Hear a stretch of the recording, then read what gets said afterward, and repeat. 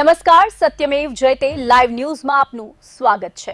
ગુરુ પૂર્ણિમાના પાવન પર્વની સમગ્ર દેશમાં શ્રદ્ધા અને ભક્તિભાવ સાથે ઉજવણી કરવામાં આવી।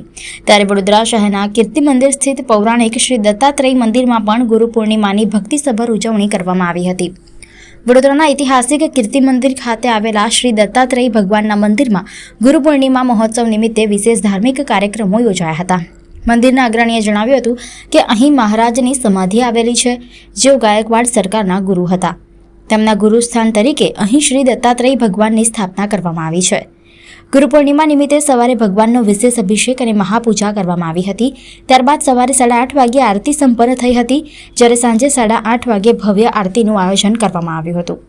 મંદિર ટ્રસ્ટ દ્વારા જણાવાયું હતું કે હિન્દુ સંસ્કૃતિમાં માતા પિતા અને જ્ઞાન આપનાર ગુરુનું સ્થાન સર્વોચ્ચ માનવામાં આવે છે। ગુરુ પૂર્ણિમાનો દિવસ ગુરુના પૂજન અને તેમના આશીર્વાદ પ્રાપ્ત કરવાનો પવિત્ર અવસર ગણાય છે। આ પાવન અવસરે વડોદરા શહેરના દત્ત ભક્તોને કીર્તિ મંદિર સ્થિત દત્તાત્રેય મંદિરમાં પધારી ભગવાનના દર્શન અને પ્રસાદનો લાભ લેવા ભાવભીનું આમંત્રણ પાઠવવામાં આવ્યું। અવધૂત ચિંતન શ્રી ગુરુદેવ રક્ત। આજે આષાઢ સુદ પૂનમ એટલે ગુરુ પૂનમ તરીકે ઉજવવામાં આવે છે અને દત્તાત્રેય ભગવાન કે જેમણે પોતે 24 ગુરુ કરેલા અને એમને દત્તાત્રેય ભગવાને જે 24 ગુરુ કરીને એમાં ઘણા બધા એટલે નાનામાં નાની વસ્તુ પણ એમને ગુરુ તરીકે બધાને આપણાને કંઈક ને કંઈક શીખવા મળે છે, તો એ આપણા ગુરુ જ કહેવાય। તો દત્તાત્રેય ભગવાને આવા 24 પ્રકારના ગુરુ કરેલા અને આ ગુરુનું ઋણ ચૂકવવાનું આજનો દિવસ ગુરુ પૂનમ કહેવાય। જે જ્ઞાન આપણે ગુરુ પાસેથી મળેલું છે એનું ઋણ તો આપણે ચૂકવી નથી શકતા, પણ એમને કંઈક ને કંઈક પૂજન કરીને એમને આજનો દિવસ એમનું વંદન કરીને એમના આશીર્વાદ લેવાનો હોય છે।